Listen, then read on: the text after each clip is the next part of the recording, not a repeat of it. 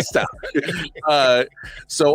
Kyle, man, let's focus on what is the biggest draft need that you think the Jaguars need after looking at some of the free agency moves that you kind of plugged in and you kind of starting to fill out that depth chart. What are the biggest needs that you think the Jaguars need to look forward to come late April when it's in Detroit?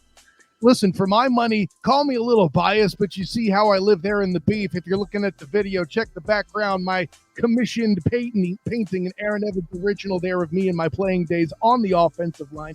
They need some interior linemen. Now, do they go and get that in the first round? No, probably not, because you need to jump up and get more, air quotes, skill guys. Like we fatties don't have skill to keep them all protected, but whatever, that's cool.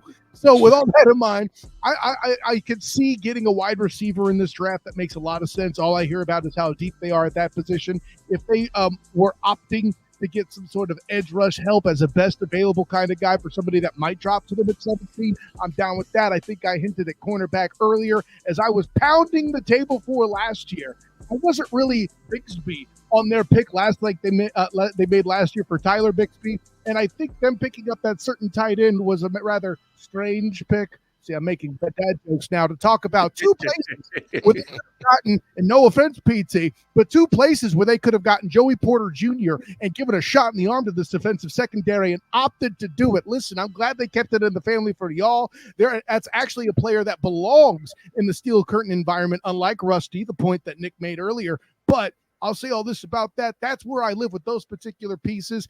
If you get a linebacker, I could feel good about that.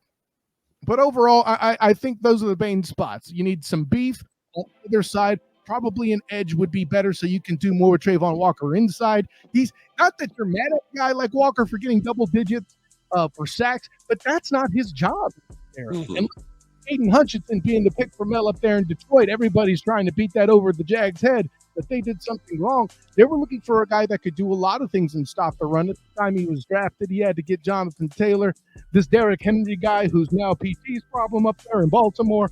All that was a bigger deal at the time of the drafting. I know you could wave it off. That's your job, but listen, it's a thing. I'm just keeping up on current events. I wasn't worried about him in Tennessee. We ain't worried about him in Baltimore. But that all being said, those are the main pieces for me where all that fits. I mean, let's put it this way.